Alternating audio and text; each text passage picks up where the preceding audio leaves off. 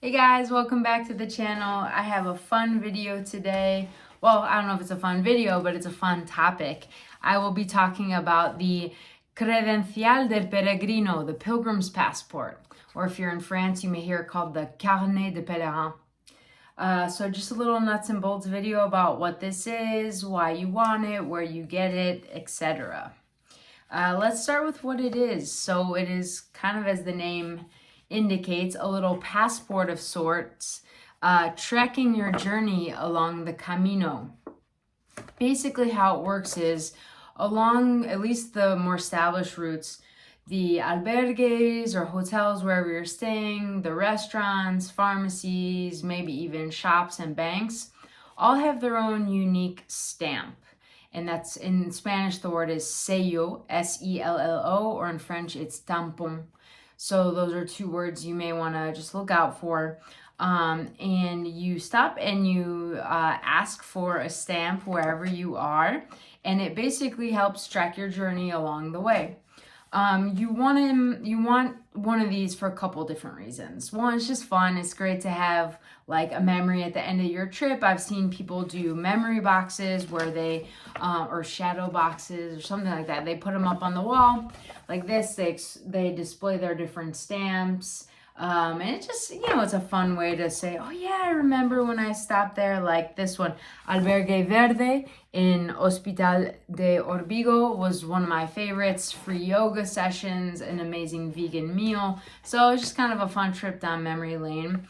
But you also want it because at a lot of the albergues, you may need this to actually stay there. They're reserved for pilgrims only.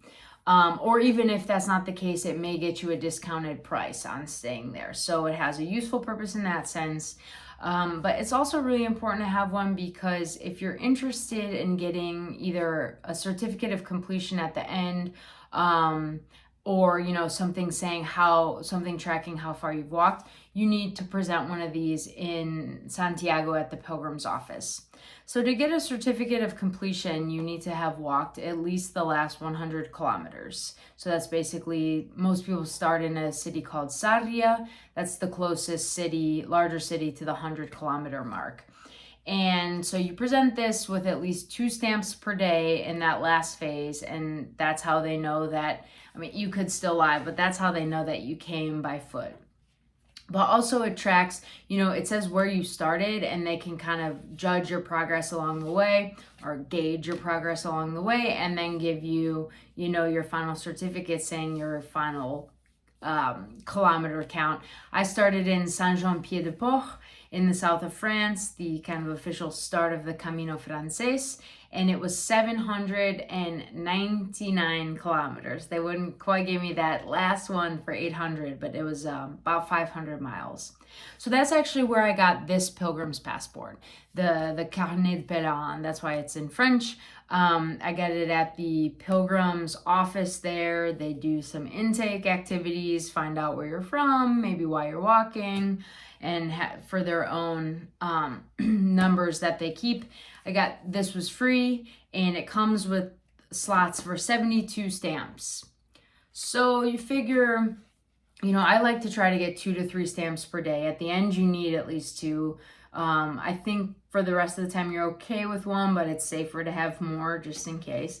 And I just like them, as I said. So, you figure if you're walking the whole Camino Frances and it takes about 35, I think I was on the Camino for 35 days with a few rest days. So you figure 2 to 3 stamps per day, you're probably going to run out of space. I ran out of space actually in Astorga. So then I picked up this second Credential at the cathedral. I think it cost me €2 if I remember correctly. This one doesn't have specific slots for stamps. It just has open spacing. But you'll see that even just in those last 12 days or so, I almost filled it up. Some people have 3 or 4 or more. It all depends on how many stamps you want.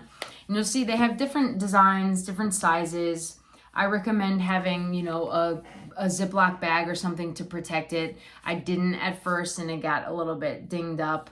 No big deal. But yeah, the designs are different. And if you want to get one before you go, if you're based in the States, you know, maybe you're just so excited, you want to have one in your hand when you arrive, or especially if you're starting in a smaller city. Like I know some people, when they want to do just the last bit, they might start in Villafranca or they might start in Ocebreiro, and maybe you can buy a Credencial there, but I'm not sure.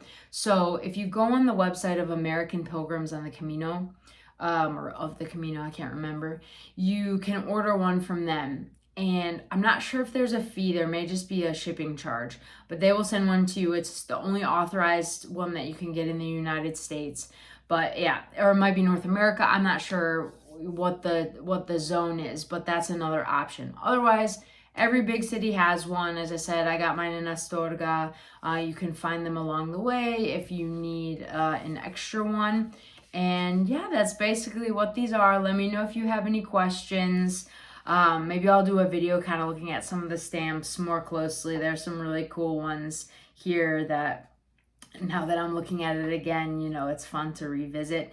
But also stay tuned for my next video. I'm finally going to be doing my video, now that I found this, about my Galicia itinerary. I'm going to do one about my whole itinerary. It'll be pretty long, but then a shorter one just about my itinerary in Galicia the last week or so on the Camino, when things tend to get a lot busier.